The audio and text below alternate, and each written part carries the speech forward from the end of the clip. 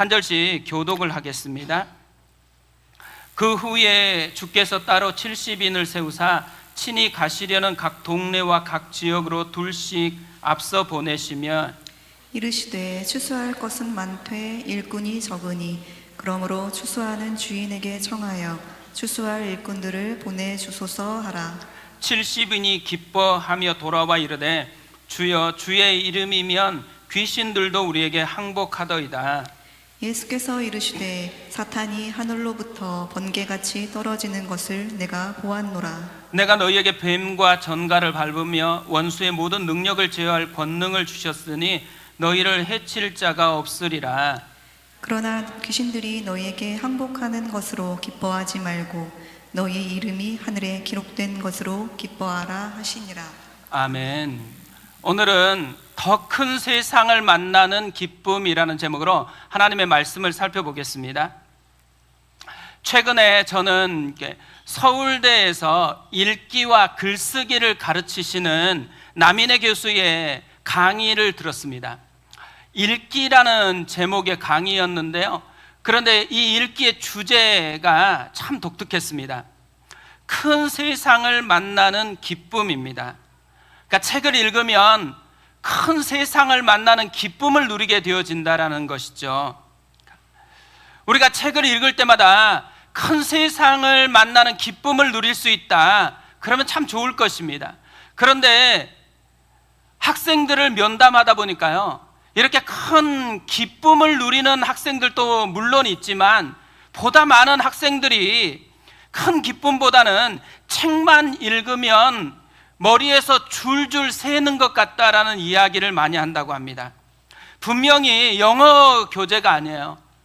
국어인데 읽을 줄은 아는데 의미가 뭔지가 이게 들어오지 않는 것이죠. 그렇다 보니까 자꾸 나만 바보인가? 나만 모르는가? 이런 고민을 하는 아이들이 많다고 합니다. 이런 학생들에게 교수님이 해주시는 말이 이것입니다. 이거는 일종의 설사야. 아침부터 이게 별로 좋은 표현은 아닌데 이거는 일종의 설사야. 그러면서요, 자기 아들이 장염 걸렸던 이야기를 해준대요. 병원에 아들을 데리고 갔더니만 의사 선생님이 이온 음료를 많이 마시게 하고 그리고 죽을 먹게 하라고 이야기를 한 것입니다. 그래서 교수님이 아이가 이온 음료 먹으면 계속 싸버리고 죽 먹어도 계속 싸는데 의미가 있겠냐, 차라리 먹이지 않는 게 좋지 않겠습니까? 라고 질문을 했어요. 그러자 이렇게 대답을 했대요. 안 먹으면 더 큰일 나죠. 먹여요. 먹고 싸고 먹고 싸다 보면 장에 남는 게 있어요. 그러면서 낫는 거예요. 더러운 이야기 같지만요, 이 말이 굉장히 감동을 받았대요. 왜냐하면 읽기가 비슷하기 때문에 그런 거죠. 우리가 읽었는데 도무지 무슨 내용인지 모르겠어요. 그러면 답답하잖아요. 그리고 모르는데 계속 읽으려고 하면 마음이 일어나지 않잖아요. 그래서 읽는 것을 포기하고 싶어지는데 그래도 읽으라는 것입니다. 설사처럼 밖으로 나아가도 계속 읽다 보면은 남는 게 있대요.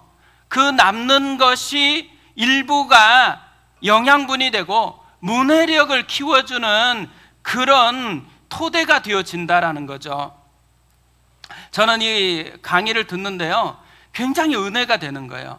왜냐하면 신앙생활이 이런 것 같다라는 생각이 들었기 때문에 그렇습니다. 신앙생활은요, 더 큰 하나님의 세계를 맛보게 하는 기쁨을 누리게 하는 것이잖아요. 우리가 이렇게 신앙생활하면서 끊임없이 내 연약함, 나의 한계만 맛본다 그러면 신앙생활을 할 의미를 찾지 못할 것입니다. 그런데 우리는 연약한데 우리보다 더 크신 하나님의 은혜의 세계를 맛보는 것이 신앙생활인 거잖아요. 성경 읽는 것도 마찬가지입니다. 성경을 읽다 보면 하나님의 가까이 해주심, 하나님의 풍성한 은혜가 뭔지를 맛보면서 더 큰 하나님의 세계를 우리가 맛보게 되어지는 거죠. 기도하다 보면 우리는 크고 은밀한 일을 행하시는 하나님을 기대하고 그 하나님을 만나게 되어집니다. 우리가 예배를 드리는 것도 마찬가지라고 생각합니다. 일주일 동안 이리 치이고 저리 치이고 이 쪼그라든 우리가 예배로 하나님 앞에 나오는 순간에 쪼그라들었던 우리를 보지 않고 그런 우리를 사랑하시는, 그런 우리와 함께 하시면서 우리를 만지시는 주님을 보는 시간이잖아요. 그래서 이 예배는 더 크신 하나님의 세계를 만나는 은혜를 누리는 시간이다라는 거죠. 이런 것들이 우리 가운데 매번 풍성하면 얼마나 좋겠어요. 그럼에도 불구하고요, 우리에게도 마치 책만 읽으면 줄줄 새는 것 같다라는 그런 현상을 경험할 때가 있다라는 거죠. 우리가 지금 매일 공동체 성경 읽기를 하고 있습니다. 그런데 읽다 보니까 잘 이해가 안 되는 거예요. 또 이해가 안 되니까 답답한 거예요. 이거 해서 뭐하나 이런 생각이 들잖아요. 일종의 설사 현상이 있다라는 거예요. 기도를 하는데요, 기도하면 응답이 곧바로 되면 얼마나 좋겠어요. 일부 예배 끝나고 이렇게 한 자매님이 기도를 계속해서 하고 있는데 자기 시간대에 안 되니까 화가 나가지고 하나님께 이제 부르짖으면서 기도하고 있대요. 평상시에 그 소리도 안 내는데 너무 지금 막 부르짖으면서 기도하고 있다고. 얼마나 놀라운 일이에요. 그런데요, 그렇게 부르짖으며 기도하는데 응답이 안 되는 것 같으니까 답답하다라는 이야기인 거죠. 일종의 설사 현상이 기도에도 있는 것입니다. 봉사도 마찬가지죠. 우리가 열심히 기쁨으로 봉사를 시작했는데 어느 시간 되어지니까 봉사가 지치기만 하는 것 같아요. 이래서 무슨 의미가 있나, 그만둬야 되나 이런 생각이 들어지잖아요.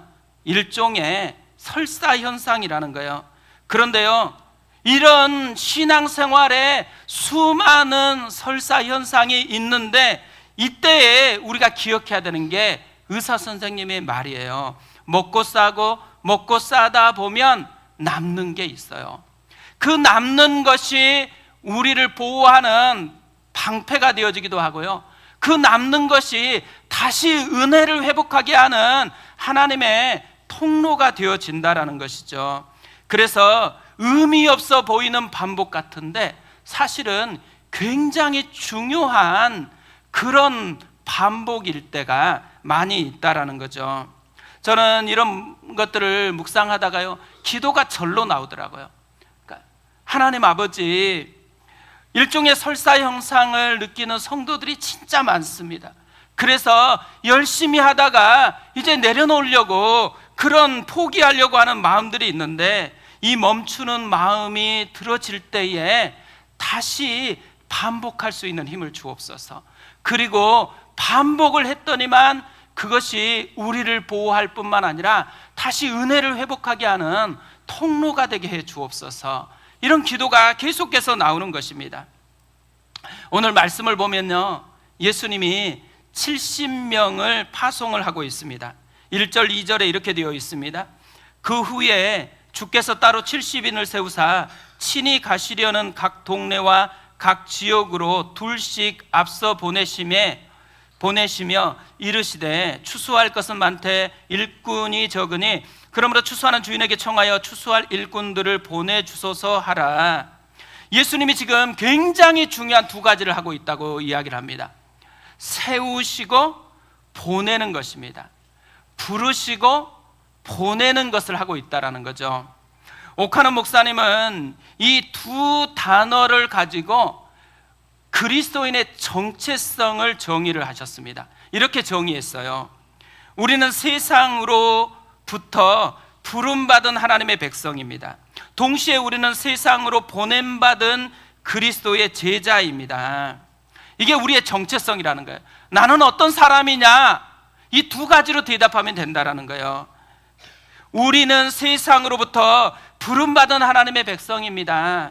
우리는 세상으로 보냄받은 그리스도의 제자입니다.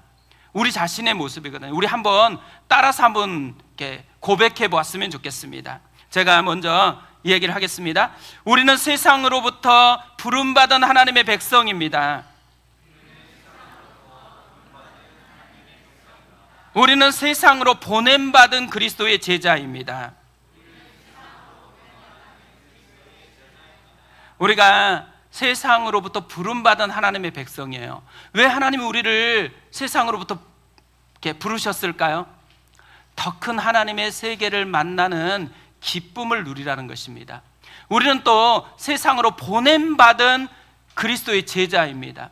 왜 우리를 하나님께서 보내세요?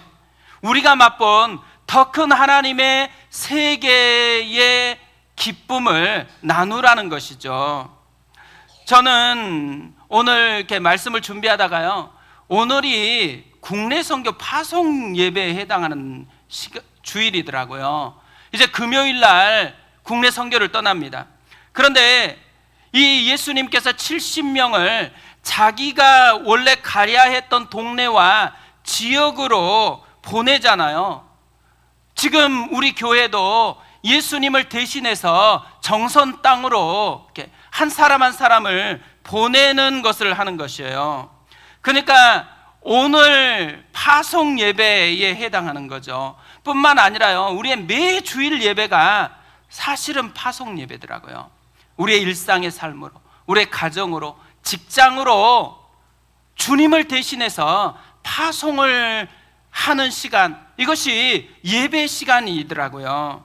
그런데 오늘 말씀을 보니까요, 예수님이 파송을 하는데 어떤 모습으로 파송한다 그래요?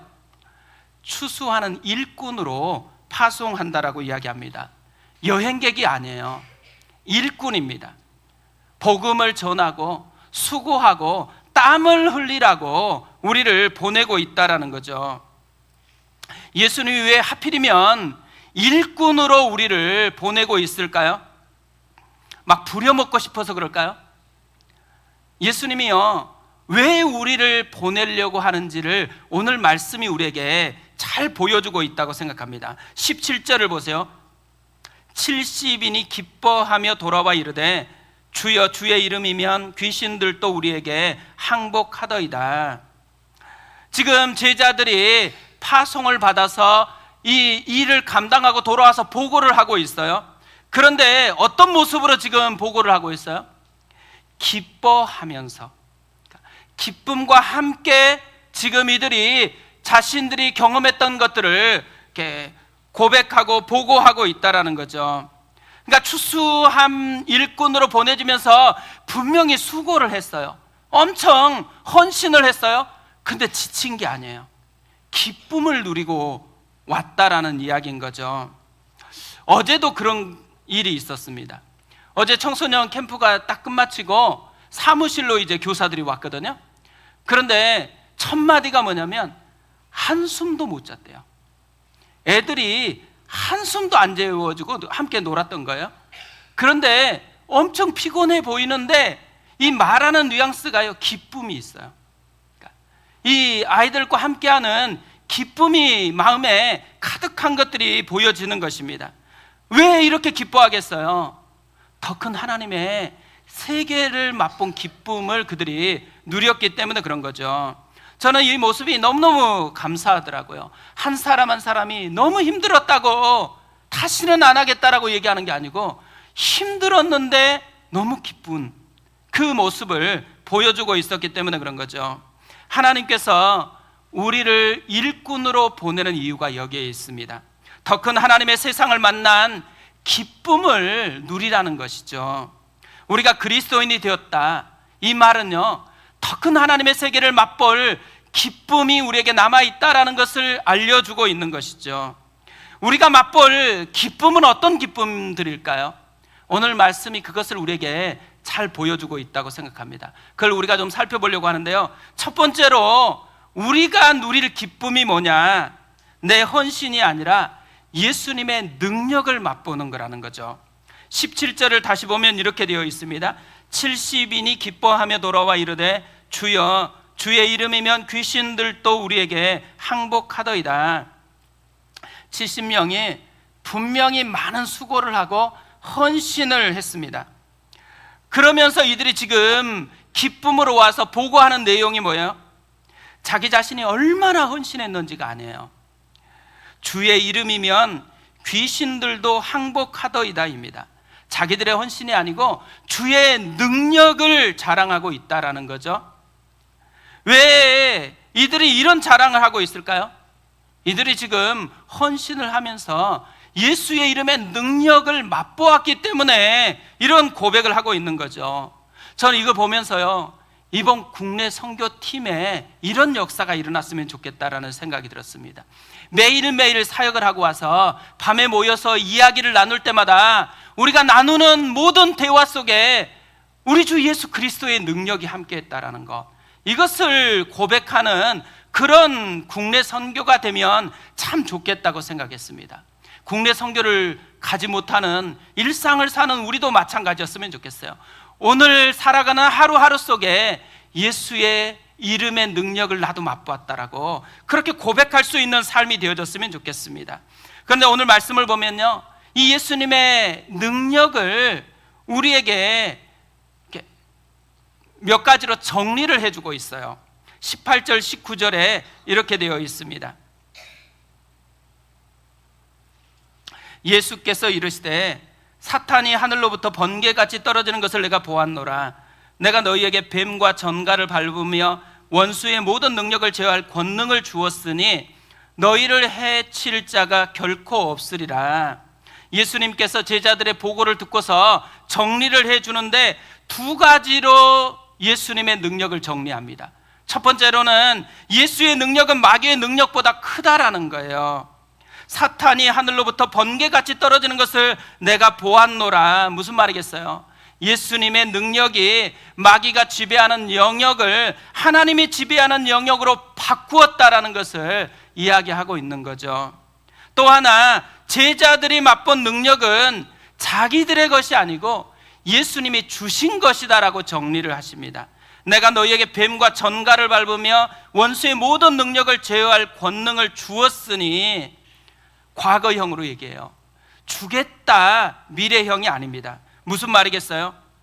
예수님이 제자들을 보내면서 그냥 보내지 않았다라는 거예요. 능력을 공급하고 난 후에 보냈다라는 것을 우리에게 알려주는 거죠. 저는 이걸 보면서요, 우리 그리스도인에게 진짜 중요한 것은 능력을 가지고 있느냐 그렇지 않느냐를 따지는 게 아니라는 생각이 들었어요. 이미 능력이 주어졌잖아요. 그렇기 때문에 우리에게 중요한 건 뭐겠어요? 그 능력을 사용해서 내 것으로 맛보고 있느냐 그렇지 않느냐가 중요하다라는 거죠. 오래전에요, 이런 광고가 있었어요. 열심히 일한 맞벌이 부부가 굉장히 수영장도 큰 고급 주택을 샀습니다. 그런데 이 부부는요, 밤늦게 퇴근했다가 아침 일찍 출근을 하는 거예요. 그러면 이 빈집을 청소하는 아가씨가 도착을 해요. 그리고 청소를 시작하는데 별로 할 게 없으니 금방 끝나요. 그러면 수영복으로 갈아입고 이 수영장을 마음껏 즐겨요. 그리고 냉장고에서 마실 음료수를 꺼내가지고 그것을 음미하면서 시간을 보내는 것입니다. 분명히 소유는 이 부부가 하고 있는데요, 누가 지금 이 집을 누리고 있는 거예요? 우리가 성전 미문에 앉아 있었던 안진뱅이를 압니다. 이 안진뱅이가요, 예수님의 능력을 맛봤어요. 그런데 언제 이 능력을 맛봐요? 베드로가 예수의 이름을 사용할 때 이 능력을 자기의 것으로 맛보았습니다. 어떻게 보면요, 우리 그리스도인에게 굉장히 중요한 것은 내가 어떤 능력을 소유했느냐 안 했느냐를 찾는 게 아니에요. 이미 주어져 있는 능력을 사용하고 있느냐 그렇지 않느냐를 찾는 것이 우리의 굉장히 중요한 문제라는 거죠.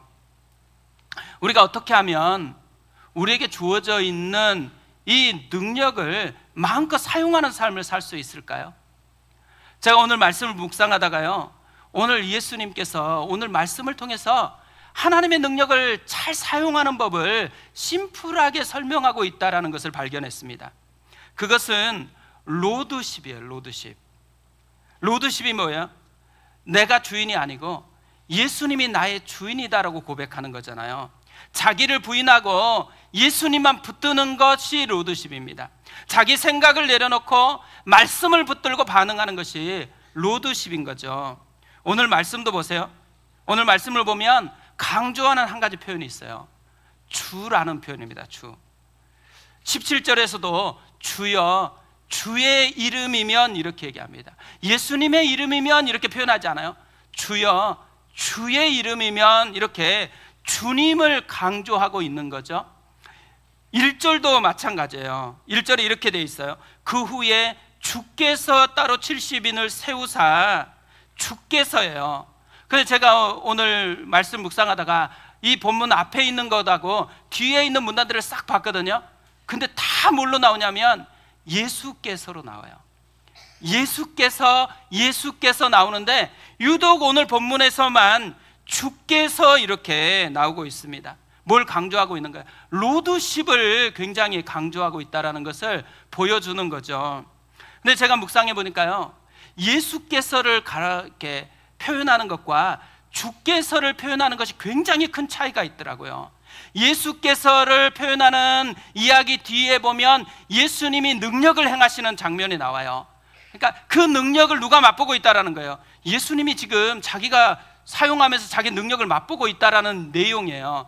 그런데 오늘 주께서라고 표현하는데요, 이 주께서 다음에는 능력을 누가 맛보고 있는 거예요? 분명히 예수님의 능력을 사용했는데 예수님이 맛보는 포커스가 아니고 제자들이 맛보고 있는 능력에 포커스를 두고서 이야기를 하고 있다는 거죠. 예수께서가 주께서로 바뀌는 순간에 맛보는 주체가 달라진다는 거예요. 우리가 주님의 능력을 소유하고 있습니다. 이 능력을 내 것으로 맛보고 싶잖아요. 그러기 위해서 해야 되는 게 한 가지가 있다는 거예요. 로드십. 내 마음대로가 아니고 주님이 원하는 대로, 내 생각대로가 아니고 주의 말씀이 원하는 대로 반응하기 시작하여지면은 우리가 예수의 능력을 내 사건으로 만날 수가 있다는 거죠. 그래서 오스왈드 챔버스는 이런 말을 했습니다. 우리에게 있는 모든 자기 의존적인 요소는 하나님의 능력으로 사형 선고를 받아야 한다. 우리가 전적으로 약하다라는 것과 하나님께 의지할 수밖에 없다는 것을 인정하는 순간이야말로 바로 성령님이 능력을 발휘하실 순간이기 때문이다. 복잡한 말 같지만 심플합니다. 로드십. 나는 연약하고 나는 아무것도 없는 것 같은데도 예수님을 인정하면 예수님의 능력을 내 것으로 맛보는 삶이 되어진다라는 것이죠. 우리가 예수님의 능력을 맛보고 싶잖아요. 예수의 능력을 내 삶에서 누리고 싶잖아요. 그러면 내 생각을 내려놓고 예수님을 붙들어야 되는 거예요. 내가 원하는 것들을 내려놓고 주님이 원하는 것이 무엇인지에 관심을 가지고 그것을 따라가는 삶이 되어져야 된다라는 거죠. 사실 국내 선교를 이렇게 바라보고 기도하면서요, 이 국내 선교에서 진짜 예수님의 능력을 많이 맛보는 시간 됐으면 좋겠다, 이 생각이 들거든요. 그런데 우리가 어려움이 있고 또 여러 가지 일들이 변수로 작동할 때가 있잖아요. 그때가 주님을 만날 수 있는 굉장히 절호의 기회입니다. 로드십을 붙들면 내 생각을 내려놓고 내가 원하는 것을 내려놓고 주님이 원하는 것에 맞추면 우리가 서로 사랑하는 것도 넉넉하게 가능하고요, 또 여러 가지 섬김들도 풍성해진다라는 거. 그래서 이 국내 선교를 통해서 우리가 더 풍성한 주님을 맛보고 싶다, 그리스도의 능력을 맛보고 싶다, 한 가지 기억하는 거예요. 로드십. 예수께서가 주께서로 바뀌어지는 그 은혜가 우리 가운데도 일어났으면 좋겠습니다.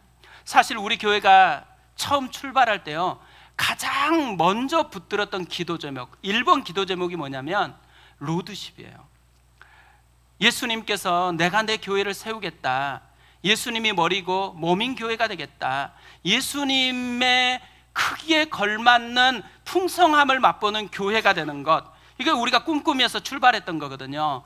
근데 제가 이제 한참 시간이 지나면서 제 모습을 보니까요, 내가 주님을 더 많이 생각하는가, 주님의 풍성함과 크기를 많이 생각하는가, 현실을 많이 생각하는가 보니까요, 현실을 많이 생각하고 있구나, 이 생각이 들면서 회개하게 되어지더라고요.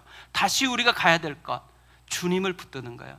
그 주님을 붙들 때 내 생각으로 제한된 주님이 아니고 성경에 기록된, 성경이 말씀하는 그 크기에 걸맞는 예수 그리스도를 붙드는 것, 이것이 우리가 회복해야 되는 부분이라는 거죠. 우리의 일상에서, 우리의 모든 삶에서 주님의 풍성한 만큼 크신 주님을 붙들고 나아가는 이 로드십이 우리 가운데 회복되어지는 은혜가 있었으면 좋겠습니다.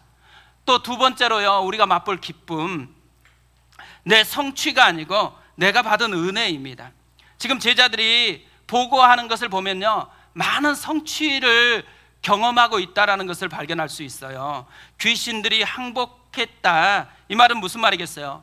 단지 귀신을 쫓아냈다라는 그런 말이 아니에요. 마귀가 다스리던 영역이 하나님이 다스리는 하나님 나라가 됐다라는 이야기잖아요. 귀신들이 떠나갔을 뿐만 아니라 병든 사람이 치유됐다는 얘기예요. 삶이 변했다라는 이야기예요. 말씀대로 살아가면서 가정이 회복되었다라는 이 이야기를 지금 하고 있는 거거든요. 이들이 말씀을 전하다 보니까 이런 많은 열매들을 지금 보고 있다라고, 그 기쁨을 가지고 와서 지금 기쁨으로 보고를 하고 있어요. 그런데 예수님께서 이런 제자들에게 한마디를 하세요. 20절입니다. 20절 우리 같이 한번 읽어보겠습니다. 같이 읽습니다. 그러나 귀신들이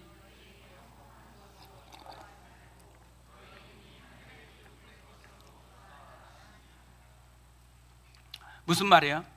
기쁨의 방향을 바꾸라는 거잖아요. 성취보다 더 본질적으로 누릴 기쁨이 있다는 거예요. 우리가 뭘 잘했느냐 못했느냐 보다도 더 깊은 누릴 기쁨이 남아있다는 이야기인 거잖아요. 우리 이름이 하늘에 기록된 것입니다. 무슨 말이겠어요? 남의 변화가 아니고 내 변화가 내가 누릴 더 큰 것이라는 거죠. 내가 하나님의 백성이 되었다라는 거, 예수 그리스도의 십자가의 사랑이 내 것이 되고 예수 그리스도의 부활의 생명이 내 것이 되었다라는 것, 이것을 우리가 누려야 된다라는 거죠. 최고의 기쁨은요, 나 같은 죄인이 값없이 하나님의 자녀가 된 것입니다. 최고의 기쁨은요, 남이 아니고 내가 누리는 것이 최고의 기쁨인 거잖아요.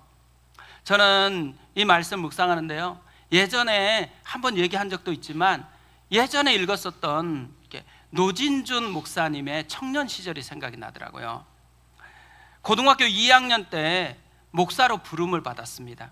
이때부터 하루도 빠짐없이 한 가지 기도 제목을 간절하게 아뢰었어요. 소아마비 환자이기에 다리가 낫게 해달라는 기도였습니다. 대학 2학년 때 미국 교회에서 열린 신유 집회에 참석을 했어요. 근데 이 미국 목사님이 자기를 이렇게 안수하면서 간절하게 정성스럽게 기도해 준 거예요. 너무너무 감동을 받았습니다. 그리고 나서 이 목사님이 말씀하는 것을 듣는 거예요. 그런데 이 말씀이 굉장히 거부감이 생기게 되었어요. 왜냐하면 이 말씀의 주제 때문에 그래요. 말씀의 주제가 믿음으로 기도하면 어떤 병이든 다 낫는다라는 것이었습니다. 몇 년간 기도했는데, 간절하게 하루도 빠짐없이 기도했는데, 그런데 낫지 않았잖아요. 말씀이 끝나자마자 이 노진준이라는 청년이 말씀을 전하신 목사님에게 가서 따지기 시작했어요. 목사님, 정말 믿음으로 기도하면 무슨 병이든 낫습니까? 목사님이 대답한 거예요. 그럼요. 정말 그렇습니까?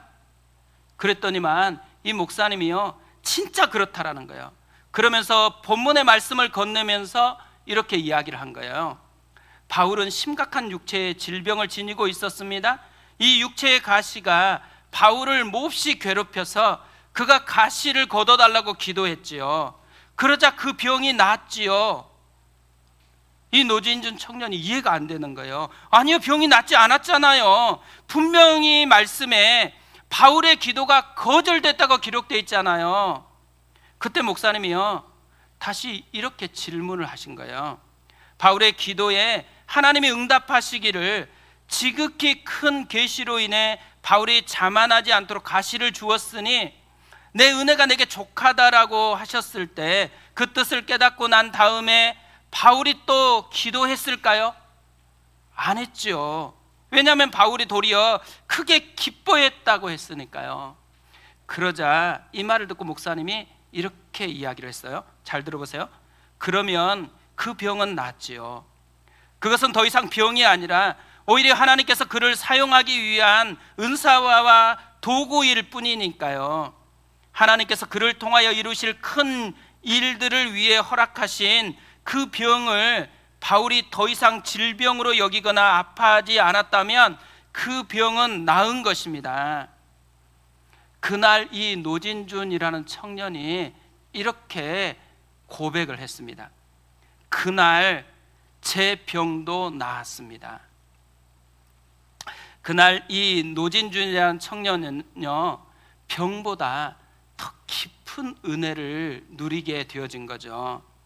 이미 자기가 소유했지만 그것을 누리지 못하고 있었던 것, 그 은혜를 다시 깨달았다라는 것입니다.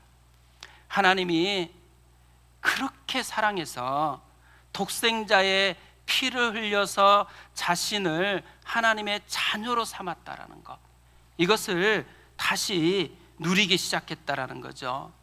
저는 우리도 그랬으면 좋겠습니다.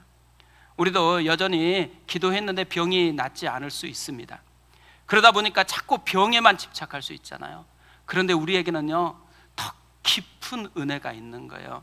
나 같은 죄인을 하나님이 그냥 자녀 삼아 주었다라는 것, 이 깊은 은혜가 우리에게 있다라는 거죠.